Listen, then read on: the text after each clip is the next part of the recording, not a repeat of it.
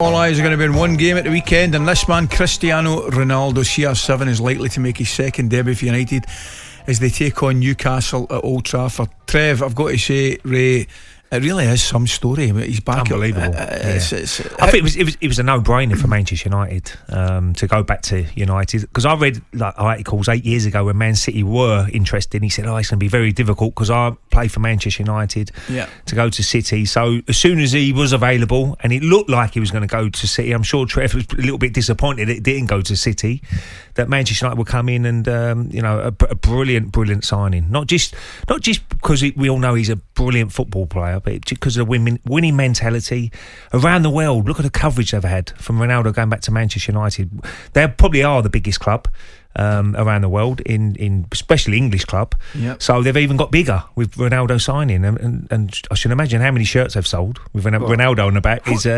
What do you think, Trev? Is it straightforward? I mean, we know, I said earlier, he's one of the best ever. And I just think his ego will make him want to be the best again at Manchester United. Is it as straightforward as that, Trev, for you? Is he going to be a success? I think so, Ali. I think you look at some of the sound bites that he's come out with in interviews, and one of them is he's not come to England for a vacation. I mean, he's here for business. He's here to break more records.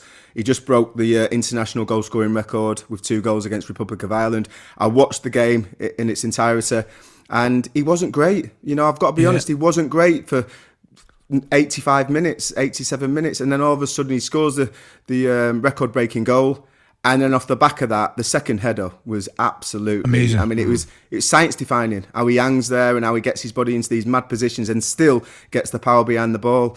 He's going to be a success. I think he prides himself on that. He's got a very tunnel vision-like mentality where wherever he goes, he's just so determined. He'll do what's necessary. And I think it's going to be a fantastic sign. I think it's 500,000 shirts they've sold already regarding Ronaldo, and not just for Manchester United. He's brilliant for the Premier League. I think it's a massive coup.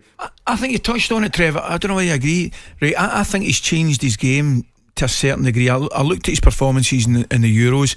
I didn't think he was brilliant in the Euros, Trev. However, he finishes joint top scorer. That's what it's all about, yeah, I think now he probably realises he probably doesn't have the same energy levels that he has, but he positions himself for a finish. Absolutely. And you mentioned it against Ireland, the movement for his goals. That little half a yard is so important to get. You was a striker yourself. As you get older, your intelligence comes into play. Brilliant. So Ronaldo will be exactly the same. I mean, that half a yard getting past the defender, that can be vital. But once he gets into that position, it's the way he finishes the ball.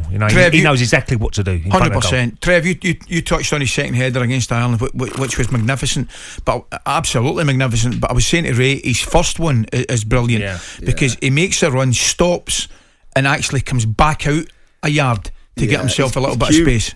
He's cute. Listen, I was part of one of his games when we played against Manchester United at the Etihad, and I remember him getting sent off against Stephen Jordan, who was a young fullback who's pretty much been sent out to say, get in his face, wind him up, because if you leave it as a level playing field, he's going to destroy you. And I was listening to your story earlier when you were talking about the friendly that he played against Manchester United, and at half time, John O'Shea was getting treated for dizziness. I mean, it's ludicrous, but also that the move got over the line and it got finished on the day.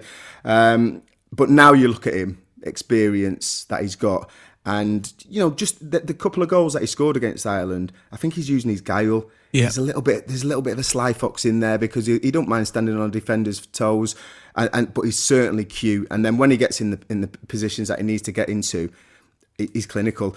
And I've said it before, I don't actually feel it's a massive change for Manchester United, because I feel he had someone pretty much cut out the same cloth with Edison Cavani.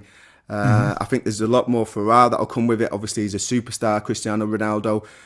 But I'll say this: I think Manchester United players will have to work a little bit harder to make it work for Cristiano at Manchester United, because if there's one thing you can't say about Edison Cavani, it's his work rate out of possession. He set standards. I've seen him many times commentated with Sam Matterface, and his work ethic. I mean, what an example to the young players at Manchester United. I don't think you're going to get that same kind of work ethic out of Cristiano Ronaldo. So when you start looking into the real detail, I think players out of possession are going to have to work a little bit hard, because that's something that I wouldn't say Cristiano Ronaldo does great. I think they've had a great window, United, obviously, with Varane and Sancho. Varane. But the obvious question to the two of you would be, can the signings, Ronaldo in particular, be the difference from United finish in Champions League places to actually winning it? Absolutely, yeah. I look at all three signings. I know Sancho's probably not hit the ground running, and he will improve, he will get better.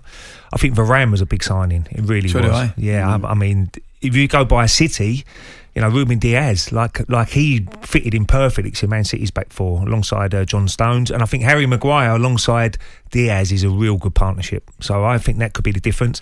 Look, I mean, Chelsea would be the ones for me. Lukaku was probably maybe the missing piece of their team, and you can't write off Liverpool. So that's why it's going to be such a great league this year, because I think going into the last 3 or 4 games, I think it could be so tight. It's not going to be like the last 2 seasons. But Man City ran away with it last year before Liverpool. But I think it's going to be a lot closer this season. Lot closer. I think you're right. You speak about Lukaku there, Trev. You didn't see, and I love him, by the way, but he just misses so many chances. You didn't see Werner's miss for Germany. I felt for him. Oh, so did I. But I don't understand how that happens. You know, I think footballers are experts in time and space, and for him to get a simple thing like that wrong and get that distance and get that timing so wrong that he can't hit the target from that position. I know. It's not like he didn't have a long time to look at it. It weren't a last minute deflection. He was there.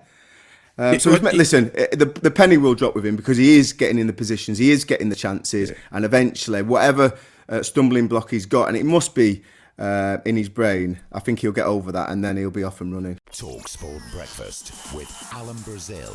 Thursday and Friday morning, 6 till 10. On AM, on DAB, via the talkSPORT app and on your smart speaker. talkSPORT.